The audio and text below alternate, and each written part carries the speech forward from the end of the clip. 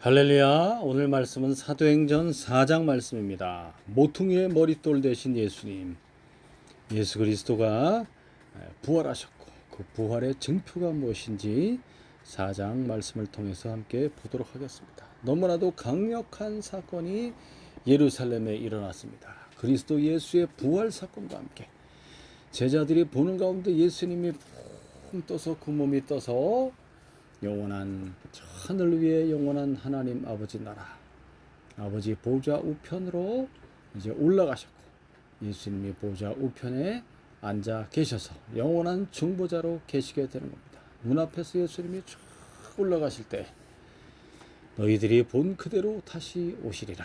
할렐루야. 부활과 그리고 재림의 약속을 해주시는 겁니다. 예수를 믿는 우리가 그리스도와 같은 그런 영원히 죽지 않는 몸으로 변화될 것을 다 보여주신 겁니다. 자, 그리고 나서 몇 날이 못 되어 주님이 약속하신 대로 우리 주 예수님께서 아버지께로부터 그의 성령을 받아서 부어주신 것입니다. 이제 폭발적인 성령이 예수를 믿는 모든 사람 가운데 임하게 됨으로써 그리스도가 부활하셨다는 그 증거를 보여주는 것입니다. 살아계신 예수님이 그리스도의 이름으로 성령을 보내주시는 겁니다. 할렐루야. 믿는 자들이 그 성령을 받게 되는데 사도들과 제자들이 기도할 때 오순절날 그 성령이 임하였죠. 성령이 임하였을 때 강력한 방언이 임하였습니다. 그래서 그 오순절을 지키기 위해서 왔던 수많은 흩어졌던 유대인들이, 먼 나라에서 왔던 유대인들이 자기들이 태어났던 그 모국어로 그 모국어의 언어로 천국의 비밀을 말하는 것을 듣게 됩니다. 야, 이게 어떻게 된 일이냐? 순식간에 수많은 나라의 언어가 들려지기 시작하는 겁니다.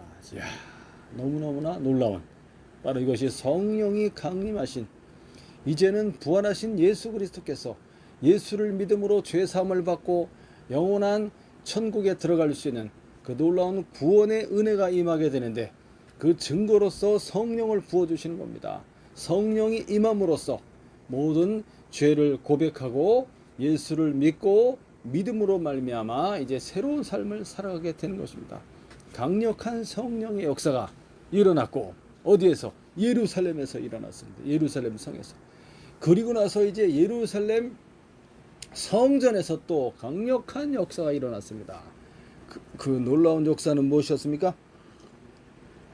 바로 성전 미문에 앉아 있었던 그 태어나면서부터 걷지 못했던 그 사람이 베드로와 요한을 만남으로써 그 손을 내밀어 붙잡고 일어나라. 누구의 이름으로? 나사렛 예수 그리스도의 이름으로 일어나 걸으라.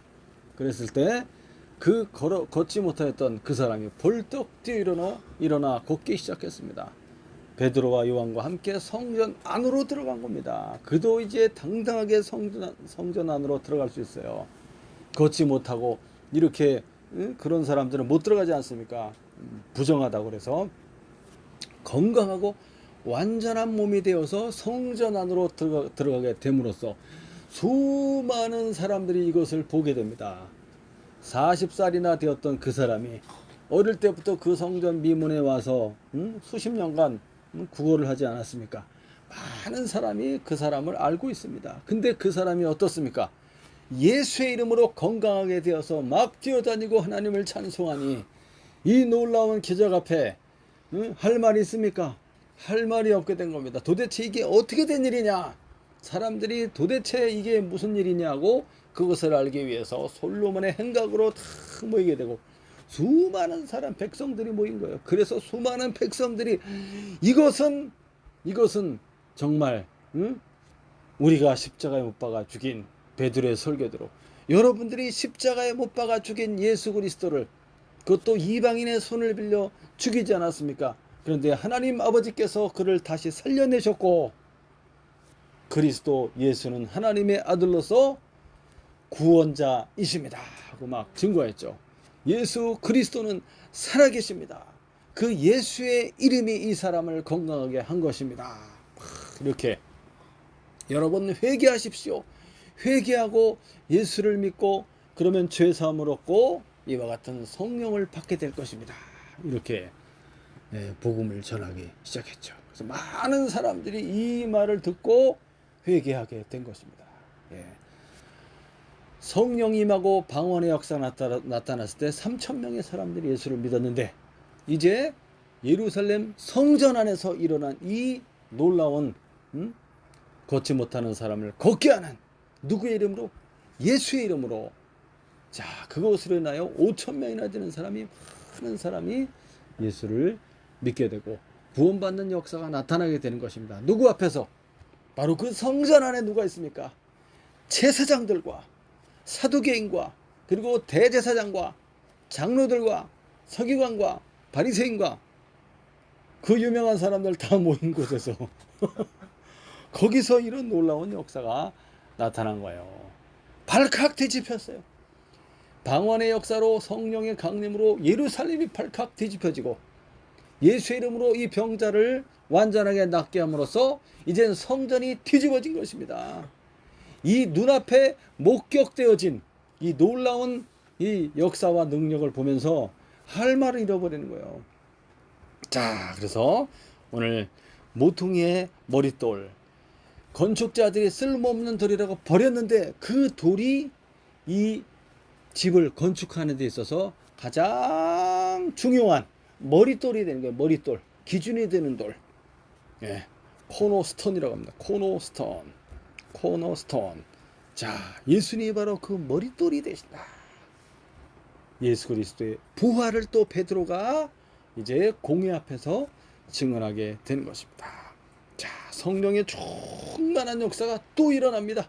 또 일어나게 되고, 그리고 이 사건으로 인해서 베드로와 요한은 감옥에 갇히게 됩니다. 그러나 이 감옥에 가던 이 공회원들이, 많은 백성들이 이 예수님을 믿게 되니까 두려워서 이제 풀어주게 됩니다. 자, 예수님의 부활의 강력한 증표가 무엇인지 4장 말씀에 또 나타나고 있습니다. 베드로의 설교를 통해서. 또한 사도들이 전한 복음의 내용은 무엇이며 초대교회는 어떤 모습으로 성장해 가는지를 살펴보도록 하겠습니다. 사도행전 4장 1절부터 읽어보겠습니다. 시작! 제사장들과 성전 맡은 자와 사두개인들이 이르러 예수 안에 죽은 자의 부활이 있다고 백성을 가르치고 전함을 싫어하여 그들을 잡음에 날이 이미 저물었으므로 이튿날까지 가두었으나 말씀을 들은 사람 중에 믿는 자가 많으니 남자의 수가 약 5천이나 되었더라.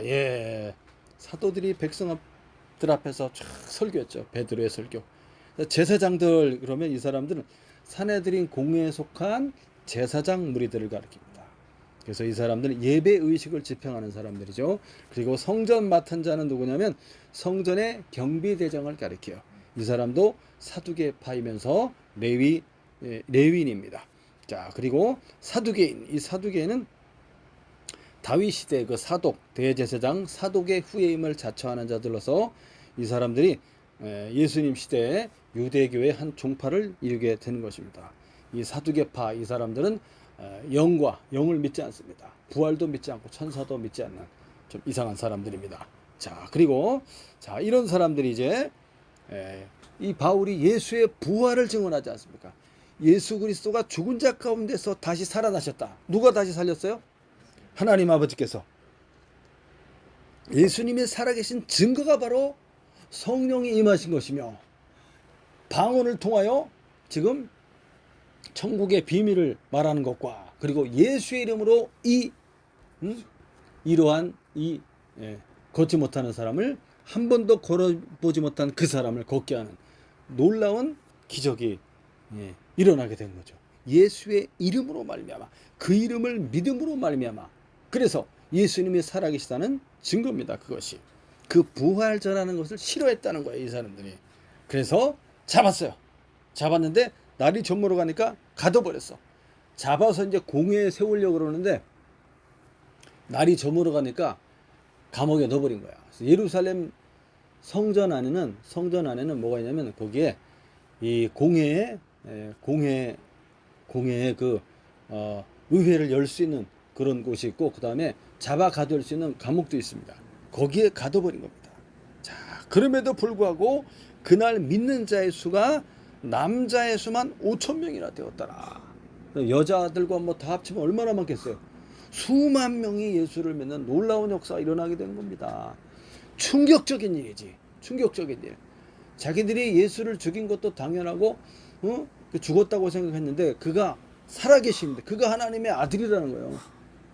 우리가 모르고 하나님의 아들을 잡아서 죽였다는 것이지. 그 백성의 지도자라고 하는 그런 대제사장, 서기관, 바리새인, 장로 그 사람들의 선동에 의해서 이 많은 백성들이 그냥 따라간 거지. 그런데 그게 아니었다는 것을 깨닫게 되자 확 변화가 일어나는 거야. 아주 급격하고도 강력한 변화가 탁 이럴 수가. 이건 아니지. 이렇게 되면서 수많은 사람들이 막 예수님께로 돌아오게 되는 장면인 것입니다. 자, 이튿날 그 다음 날이 되었습니다. 5절부터 시작. 이튿날 관리들과 장로들과 서기관들이 예루살렘에 모였는데 대제사장 안나스와 가야바와 요한과 알렉산더와 및 대제사장의 문중이 다 참여하여 사도들을 가운데 세우고 묻되 너희가 무슨 권세와 누구의 이름으로 이 일을 행하였느냐.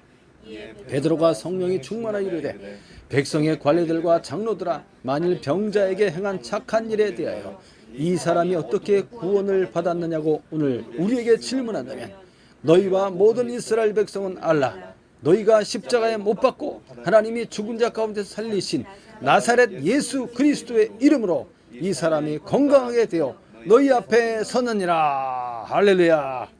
다시 한 번 더 강력하게 나사렛 예수 그리스도의 이름, 그 이름이 이 사람을 건강하게 한 것이다.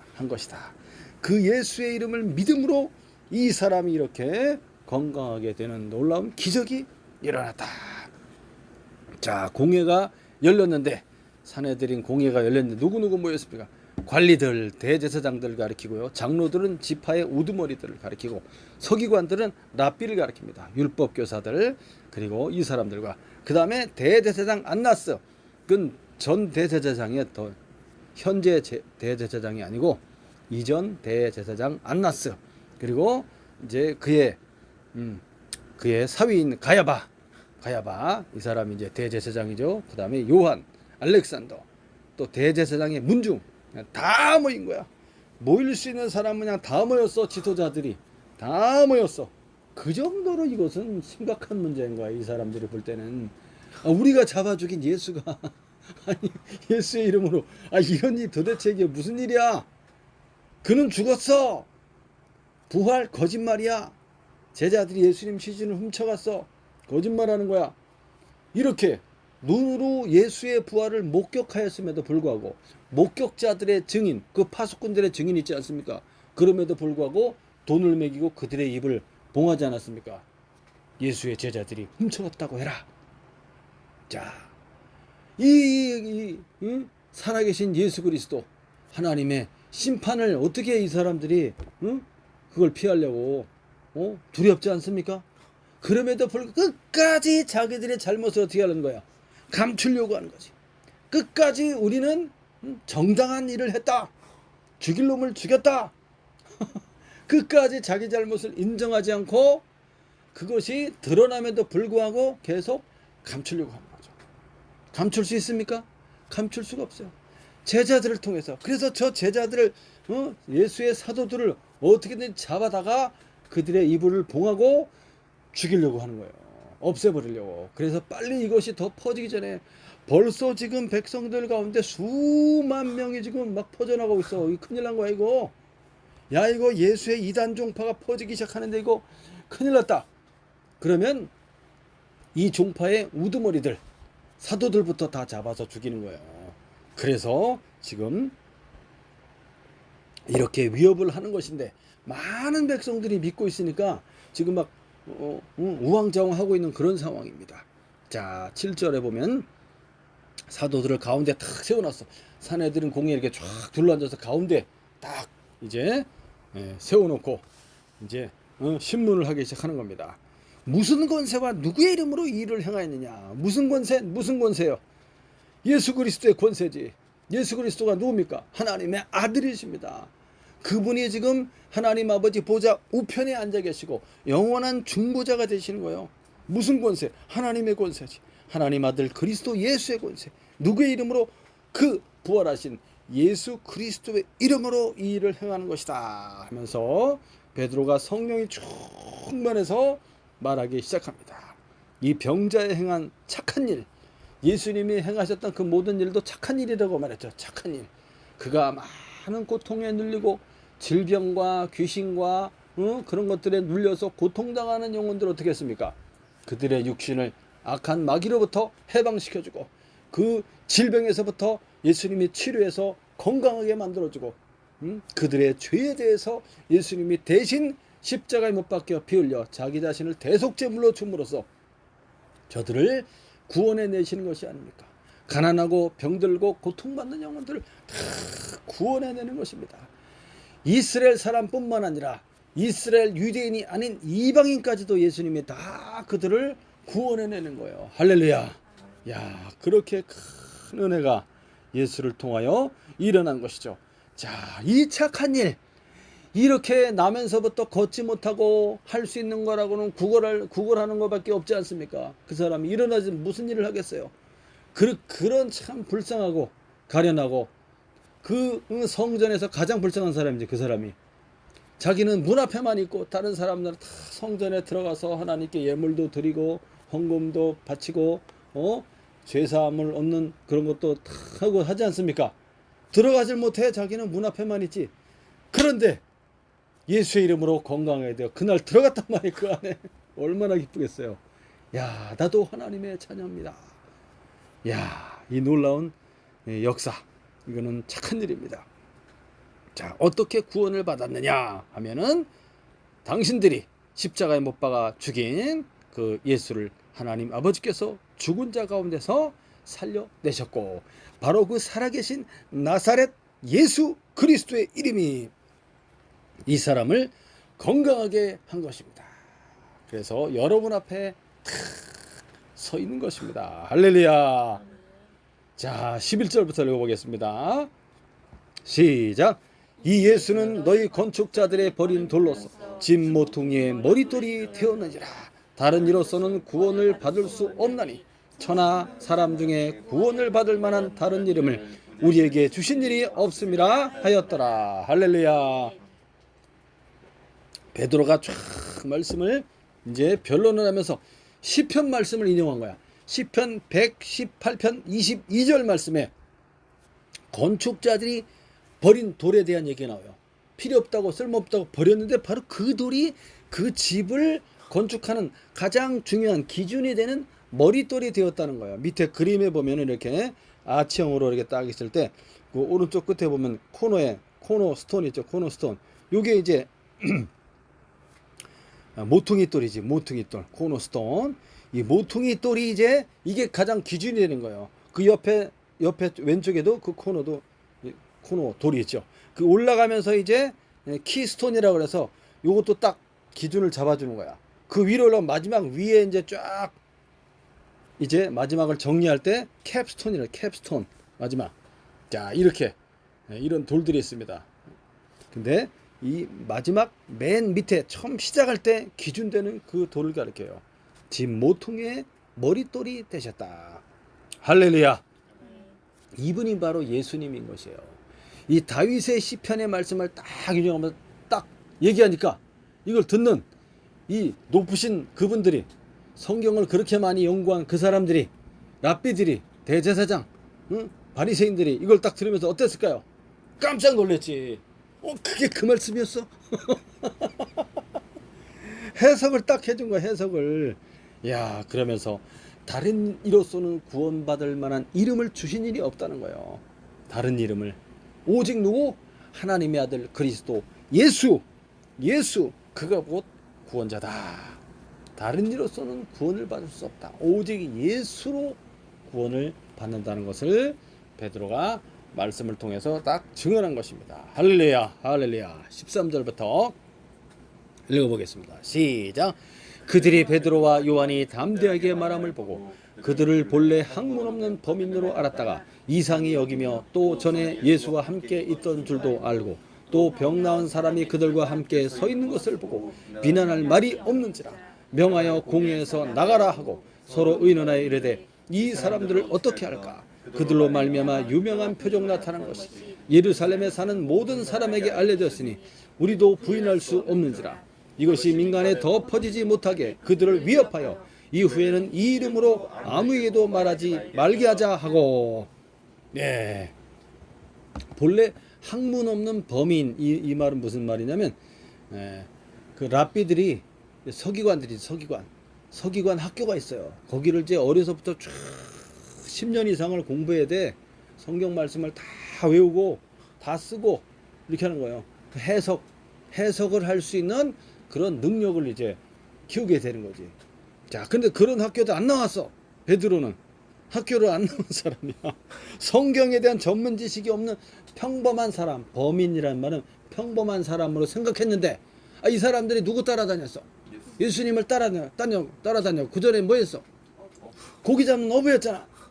학교를 분명히 안 다녔고 고기 잡는 어부였고 그 예수란 자를 따라다니는 것은 알았는데 이렇게 이렇게 그냥 자기들의 허를 딱 찔른 거지, 말씀으로. 그러니까 찔리니까 뭐라고 답변할 수가 없는 거야. 이게 반박할 수가 없는 거야. 반박할 수 없는 궁색한 상황에 몰리게 된 거예요. 어쨌든 간에 그 이름으로 다시는 말하지 마. 위협하는 것밖에 할 수가 없었어. 자기들의 권세와 직위를 가지고. 야, 이 유명한 표적이라고 이 사람들이 말했죠. 유명한 표적이 나타났다. 모르는 사람이 없을 정도로. 뭐? 성전 앞에 그 사람이 막 뛰어다닌다고? 걸어다닌다고? 완전히 낫다고? 아니 어떻게? 베드로 그 사람이 예수 이름으로 말했는데 그냥 놔버린 거야. 아니 이럴 수가. 그러면서 베드로의 그 강력한 메시지가 쫙 퍼지기 시작하는 거죠. 야, 그 사람이, 그 건강하게 된 그 사람이 지금 이 공회 앞에 서 있어. 그 사람이 같이 옆에 말 다 했지. 이 사람이 여기 탁 서 있어. 이 사람 증인이에요. 당신은 어떻게 된 거야? 예수 이름으로 내가 났습니다. 틀림없이. 그러니까 할 말이 없는 거지. 예수의 이름으로 그런 일이 일어나면 안 되는데 도대체 어떻게 된 일이야? 네, 반박할 수가 없습니다. 자, 위협해서 다시는 예수 이름으로 아무것도 하지 말라고 이제 경고합니다. 그 다음 18절부터 보도록 하겠습니다. 시작. 그들을 불러 경고하여 도무지 예수 이름으로 말하지도 말고 가르치지도 말라 하니 요한이 대답하여 이르되 하나님 앞에서 너희 말을 듣는 것이 하나님의 말씀을 듣는 것보다 옳은가 판단하라. 우리는 보고 들은 것을 말하지 아니할 수 없다 하니 관리들이 백성들 때문에 그들을 어떻게 처벌할지 방법을 찾지 못하고 다시 위협하여 놓아주었으니 이는 모든 사람이 그 된 일을 보고 하나님께 영광을 돌림이라. 이 표적으로 병 나은 사람은 40여 세나 되었더라. 아멘. 나이가 40세나 됐어. 40세. 부활의 강력한 표적입니다. 예수 그리스도의 부활의 강력한 표적. 인간의 능력으로서는 전혀 도무지 할 수 없는 불가능한 일이 예수의 이름으로 나타난 거예요. 예수의 이름으로. 자, 불러서 경고했죠. 예수 이름으로 아무것도 말하지 마라. 가르치지도 마라. 그렇게 할 수 없습니다. 우리가 보고 들은 것을 말할 수 없습니다. 자, 담대하게 당당하게 베드로가 이제 이 사람들 앞에서, 공의 앞에서 말합니다. 야, 정말지 어떻게 할 방법을 찾지 못하는 거예요. 위협하여 놓아줄 수밖에 없었다. 많은 사람이 이제 예수를 믿고 있기 때문입니다. 할렐루야. 자, 그 다음 말씀 보겠습니다. 23절 시작. 노임에 그 동료에게 가서 제사장들과 장로들의 말을 다 알리니 그들이 듣고 한 마음으로 하나님께 소리를 높여 이르되 대주제여 천지와 바다와 그 가운데 만물을 지으신 이시여 또 주의 종 우리 조상 다윗의 입을 통하여 성령으로 말씀하시기를 어찌하여 열방이 분노하며 족속들이 허사를 경영하고 세상의 군왕들이 나서며 관리들이 함께 모여 주와 그의 그리스도를 대적하도다 하신 이로소이다. 아멘. 사도들이 이제 놓이게 되었습니다. 그래서 동료들에게로 돌아가게 되었죠. 돌아가서 제사장들과 장로들이 말했던 것을 다 알리게 됩니다. 한 마음 한 뜻으로 함께 모여서 이제 기도하게 되죠. 돌아간 곳은 어디겠습니까? 그 마가의 다락방입니다.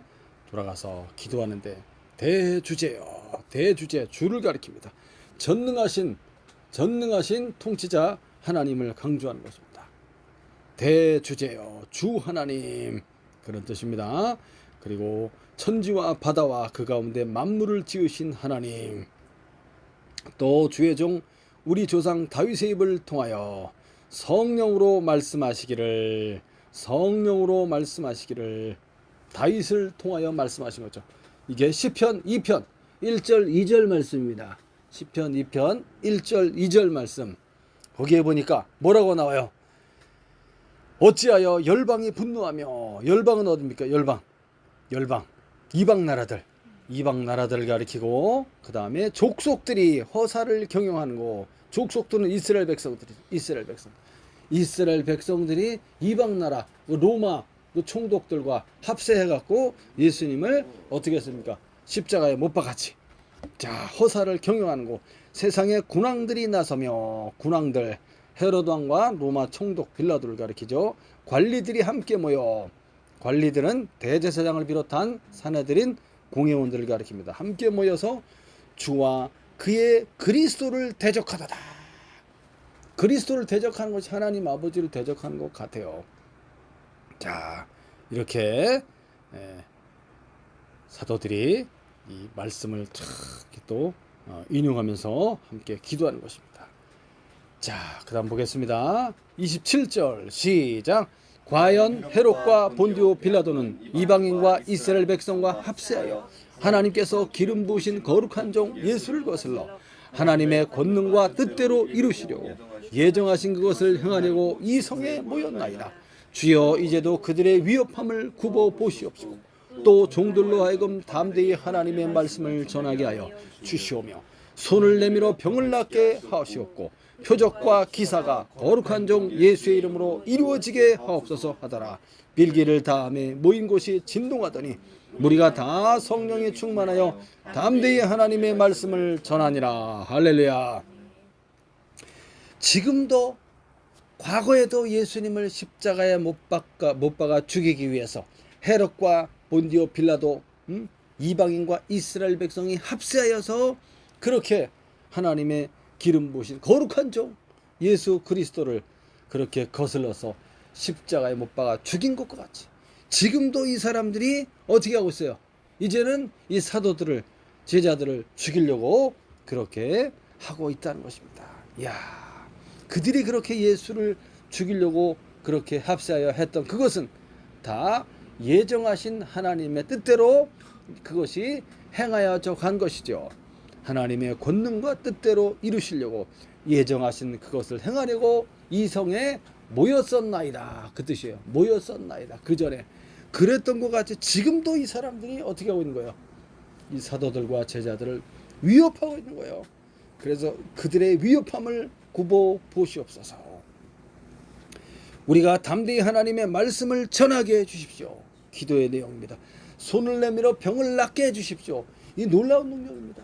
예수의 이름으로 성령이 부어지고 성령의 충만함과 능력으로 또 예수의 이름으로 기적이 나타나는 수많은 병든 사람이 고침을 받고 일어나는 역사가 일어난 거예요. 누구의 이름으로?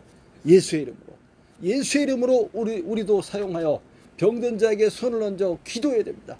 예수의 이름으로 깨끗함을 받을지어다. 예수의 이름으로 나올지어다. 할렐루야.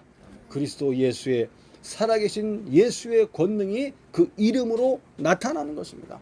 성령의 충만함을 받고 그것을 위해서 어떻게 해야 돼요? 우리가 기도의 자리로 나아가야 됩니다. 성령의 충만함을 받고 이런 표적과 기사를 통하여 예수의 이름으로 나타나는 표적과 기사를 통하여 이제 많은 사람들이 예수님께로 믿고 돌아오게 되는 것입니다. 자, 이렇게 빌기를 다 하니까 어떻게 됐어요? 진동이 막 일어나서 이 진동은 막 흔들리는 거야. 지진 난 것처럼 흔들리면서 어떻게 된 거야? 성령이 확 충만하게 임하였습니다. 할렐루야. 그 오순절날 성령 임했던 것처럼 또 성령이 충만하게 임하는 것입니다. 계속되는 성령의 충만함을 우리가 공급받아야 되는 것입니다. 할렐루야. 놀라운 역사죠. 자, 32절부터 시작. 믿는 무리가 한 마음과 한 뜻이 되어 모든 물건을 서로 통용하고 자기 재물을 조금이라도 자기의 것이라 하는 이가 하나도 없더라.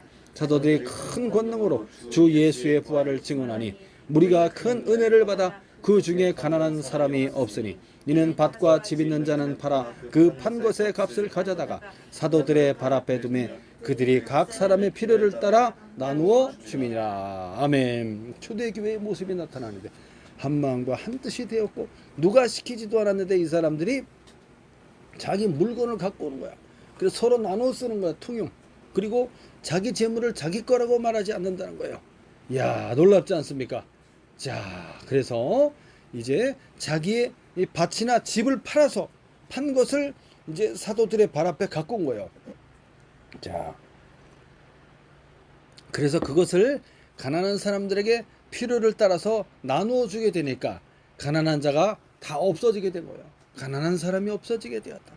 그전에는 막 굶으며 밥도 먹지 못하고 막 이렇게 어려운 사람이 많았는데 그런 사람이 없어진 거야.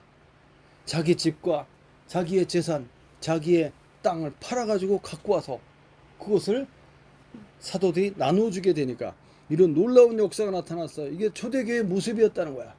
누가 시키지도 않았는데 자발적으로 성령이 임하니까 너무나 기쁘고 행복하고 감사하고 부활과 천국에 대한 소망을 아주 강력하게 받음으로써 다시 오실 예수님의 재림에 대한 강력한 소망을 갖게 되니까 이 세상의 집과 밭이 무슨 필요가 있어.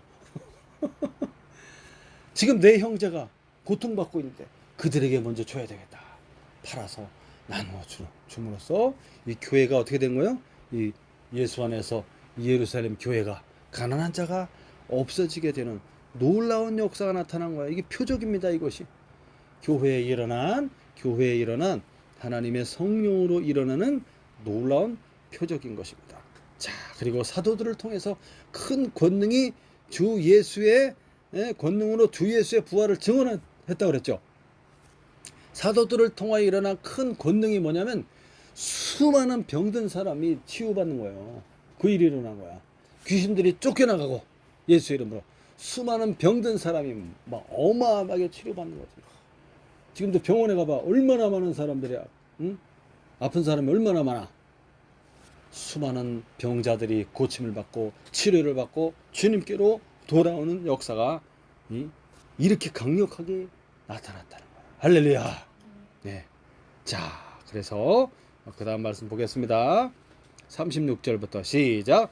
구불에서 난 레위족 사람이 있으니 이름은 요셉이라. 사도들이 일컬어 바나바라. 번역하면 위로의 아들이라 하니 그가 밭이 있음에 팔아 그 값을 가지고 사도들의 발 앞에 두니라. 예. 밑에 지도에 보시면 그 바다 가운데 구브로라는 섬이 있죠. 구브로 키프로스라는 섬인데 구브로 제주도의 한 10배 정도 되는 섬입니다. 자, 이 구브로에 거기에 출신 레위족 속인데 이름이 요셉이라고 하고 사도들은 이 사람을 바나바라고 말했죠. 바나바의 뜻은 위로의 아들. 특별히 바나바를 언급하고 있습니다. 이 바나바를 통해서 이제 세계, 지금 여기 밑에 보면 지도에 보면 밑에 예루살렘이 있고 그 예루살렘에서부터 이제 쭉 올라가면 이제 안디옥 있죠. 안디옥이 이제 바울과 바나바가 복음을 온 세상에 전파하기 시작하는 그 바로 중요한 그 선교의 본부가 되겠습니다. 자, 그래서 이 바나바라는 사람이 등장하고 있습니다. 자, 이 사람도 자기의 집과 소유를 팔아서 사도들의 발 앞에 갖고 온 사람이죠. 믿음이 좋은 사람이었어요. 이 사람이 나중에 바울을 추천해서 이제 안디옥에 가서 같이 1년 동안 이제 복음 전도를 하고 안디옥에서부터 이제 성령의 인도를 받아서 복음 전하러 이제 소아시아로 가게 된 것입니다. 선교 여행을 떠나게 된 바로 그 바나바입니다. 그 바나바. 자, 이렇게 사도행전 4장 말씀이 마무리가 되겠습니다. 다음 사도행전 5장에서는 무슨 말씀이 나면 성령이 강력하게 역사함으로써 교회 안에 한 마음과 한 뜻으로 이렇게 자기 재산을 팔아서 갖고 함으로써 가난한 자에게 나눠주는 그런 큰 일이 일어났다고 그랬죠. 그런데 여기서 자기가 팔아서 갖고 온 것에 일부를 감춘 사람이 있어요. 감추고 거짓말하는 사람이 있어요. 성령을 속이는 것에 대해서 강력한 성령의 심판이 있습니다. 그 장면을 이제 다음 시간에 함께 보고 그 다음에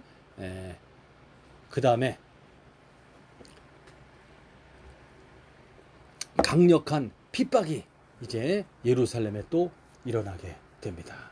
그런 내용들을 또 다음 시간에 함께 보도록 하겠습니다. 이번 한 주간도 주 안에서 성령의 충만함 받기 위해서 여러분의 자리에서 기도의 자리로 나아가고 성령의 충만함을 받아서 기쁘고 감사하고 행복한 삶을 살아가시며 예수님의 복음의 증인으로 한 주간도 살아가시기를 예수님의 이름으로 축원합니다. 아멘. 기도하겠습니다.